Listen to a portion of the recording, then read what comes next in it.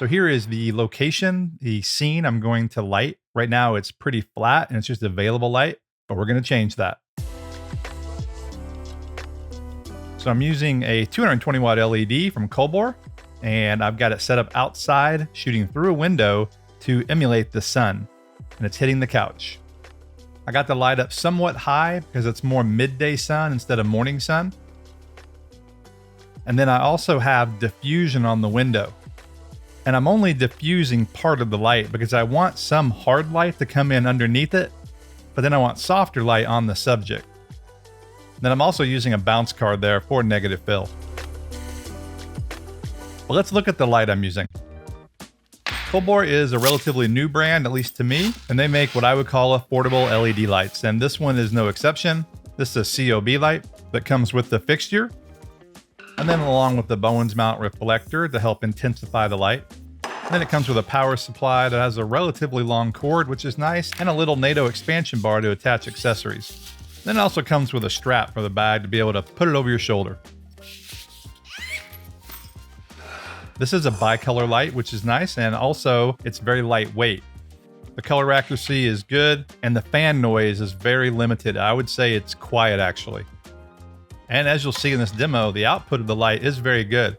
I never went above 60% during this test. And for this, I'm shooting on my iPhone 14 Pro Max and using the Shift Cam telephoto. And I'm shooting in LogV3 Plus using FiLMMAKIng Pro. That's ProRes 422. All right, so here it is, just the available light. And you know, it really doesn't look that bad. The room has a lot of light in it, but it's kind of flat, except for the backlight coming in the window.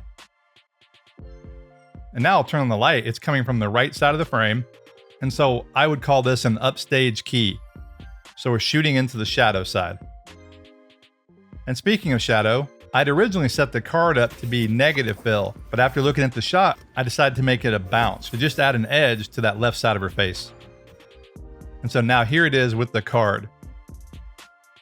And so now this look is starting to come together. One thing I really like to do is add haze to a shot to take it to that next level to make it more cinematic.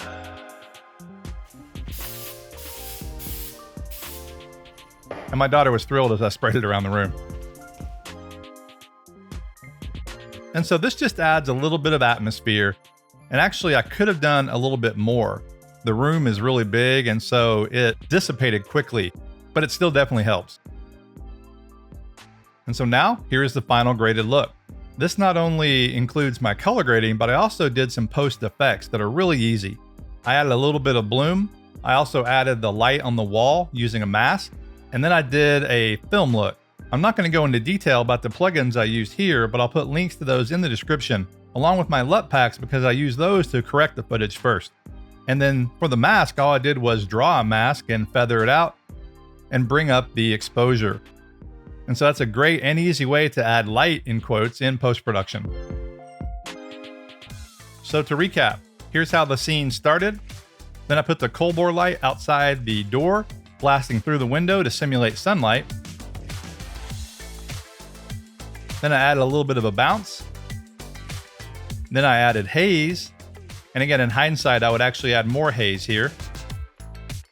And then I did color grading, added a little bit of a glow, a film look, and a mask to create the light on the wall.